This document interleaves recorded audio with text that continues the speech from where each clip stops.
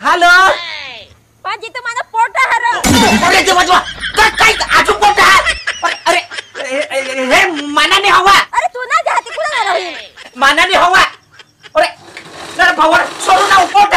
काय जण तुम्ही काय करताय अरे हे माने तर भूलच नाही हा मी ना आवाज नाही पण तरी पोट मानावो